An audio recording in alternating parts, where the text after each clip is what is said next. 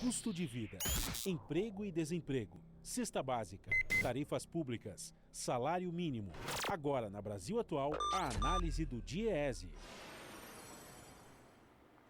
E nós vamos fazer contato agora com um sociólogo que atua no sistema de acompanhamento de informações sindicais do DIEESE, Luiz Ribeiro. Bom dia, Luiz. Bom dia, Glauco. Luiz, o DIEESE divulgou uma nota técnica falando a respeito do crescimento da adoção da modalidade de home office, que ficou bem marcante aqui quando a gente fala das negociações coletivas. Em 2019, apenas 1,2% das negociações faziam menção a essa modalidade, enquanto em 2020 esse índice cresceu para 13,7%. O que essa nota mostra a respeito da introdução e da consolidação do home office no trabalho brasileiro, e também essas cláusulas diziam respeito a que aspectos dessa modalidade, Luiz? Certo, Glauco.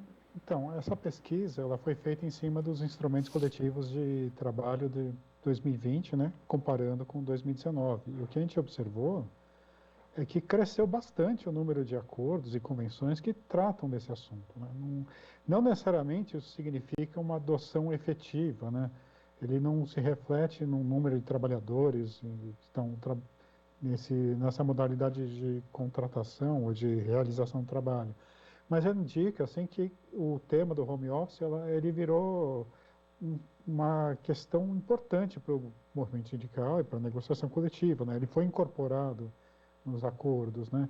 E o nosso estudo mostra isso, né? Ele era quase, digamos assim, era muito pouco observado, né, em 2019, e aí em 2020 já saltou para exatamente, né, 13,7%, né? Isso no contexto de uma pandemia. Então esse é um segundo ponto que o estudo aborda, né? Cresceu bastante, né? As categorias começaram a olhar para essa questão do home office, mas dentro de uma conjuntura de uma pandemia. Não sabemos ainda o quanto o crescimento do número de acordos que tratam do assunto vão permanecer depois de superada a crise da pandemia, mas já é um indicador.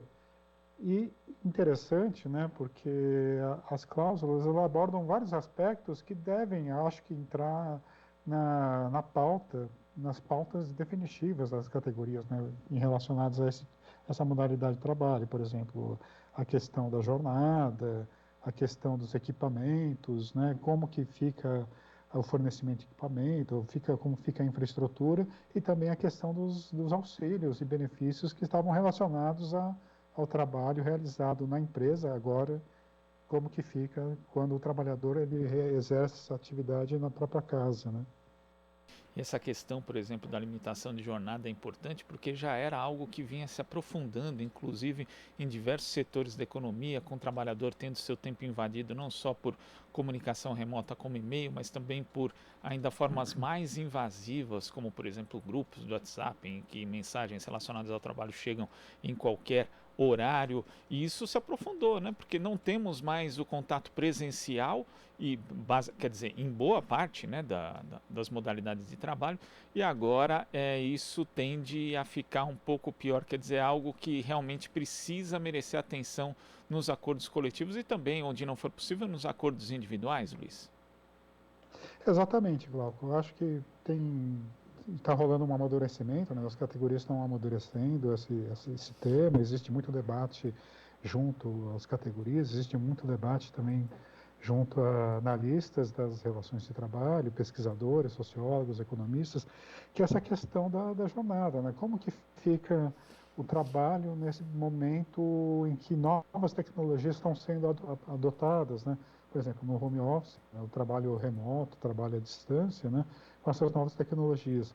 Existe um conjunto de preocupações sobre isso, né, relacionadas a isso. Como que fica o controle de jornada, como que apura hora extra, o direito à desconexão, né, por exemplo, o fato do trabalhador usar tecnologias como internet, celular e outras, né? Como que direito ele tem como regulamentar o horário do trabalho, o horário que ele vai utilizar para exercer atividades e o direito ao lazer, o direito ao descanso, né? Então tem um conjunto de temas relacionados a isso e que envolve também outras questões como a saúde e segurança do trabalhador, né? O desgaste pelo trabalho, a questão do desgaste, a questão do burnout, né? O que se chama, né? Quando o trabalhador ele acaba exercendo uma atividade, ele tem muita pressão sobre si e exerce atividades em jornadas além daquelas que deveriam ser, aquelas que são regulamentadas como oficiais, né? E que trazem prejuízos à saúde do trabalhador.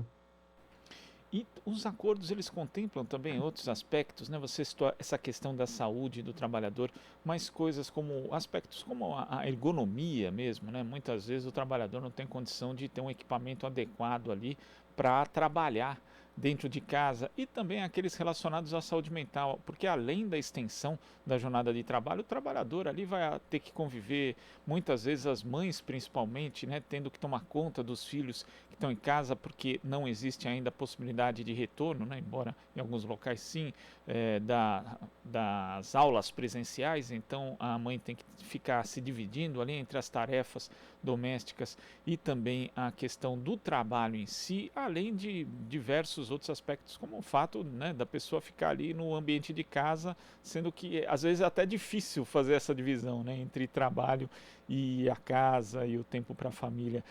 Esses acordos contemplaram esses aspectos, Luiz, ou ainda falta evoluir nesse sentido? Olha, é muito bem lembrado. Você apontou coisas importantes, né? Principalmente, por exemplo, a questões de gênero e aí o trabalho da mulher, você já havia essa preocupação com a questão da dupla, tripla jornada. Agora, com a confusão entre o espaço do trabalho e o espaço doméstico, isso pode piorar, né? Talvez tenha alguma certa regressão em algumas conquistas que já foram obtidas com muita luta, com muito esforço, mas merece muita atenção. Os acordos, eles estão começando a abordar esses temas, né? Por exemplo, a questão da ergonomia, ela vai aparecer quando o sindicato negocia o fornecimento de equipamentos, né? E quando tira digamos assim, tira das costas do trabalhador ou da trabalhadora, né? Eu estou sempre me referindo aos dois, né? Quando uso o gênero neutro, né? Mas assim, quando tira das costas do trabalhador, a obrigação dele mesmo é obter os seus equipamentos, sabe? Um computador, uma cadeira, uma iluminação.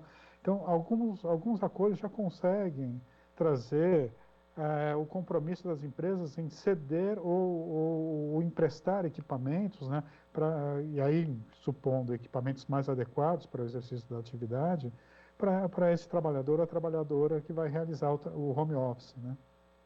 Agora, talvez isso seja importante também contemplar até para o próprio movimento sindical, Luiz, a questão do gênero, né? Porque de fato a mulher tem sido muito mais prejudicada em meio à pandemia por conta dessas condições, né? Condições estruturais de uma sociedade patriarcal, machista, como a brasileira, mas também pela desigualdade que já existia em relação a condições de trabalho e condições de salário mesmo antes da pandemia. Exatamente. E tem também todo um conjunto de discussões que eles não tocam diretamente a questão do home office, mas é o chamado do trabalho do cuidado, né? Porque historicamente, socialmente, foi atribuído às mulheres, ou foi delegado às mulheres, boa parte desse trabalho que a gente chama de cuidado, né? E, então, com essa mudança, né, estimulada pela pandemia, em que o espaço do descanso, o espaço da privacidade se confunde com o espaço de trabalho, é, é preciso mais atenção para ver o quanto, né, a chamada dupla, a tripla jornada já não está incidido de uma forma mais incisiva, ou não tenha recrudescido essa questão da exigência do trabalho para as trabalhadoras, né? Então é um tema que merece bastante atenção, como bem lembrado por você. Tá certo, Luiz. Queria agradecer a sua participação aqui no Jornal Brasil Atual em pleno feriado. Muito obrigado e até a próxima. Obrigado, Glauco. Até a próxima. Conversamos aqui com um sociólogo que atua no Sistema de Acompanhamento de Informações Sindicais do DIESE, Luiz Ribeiro.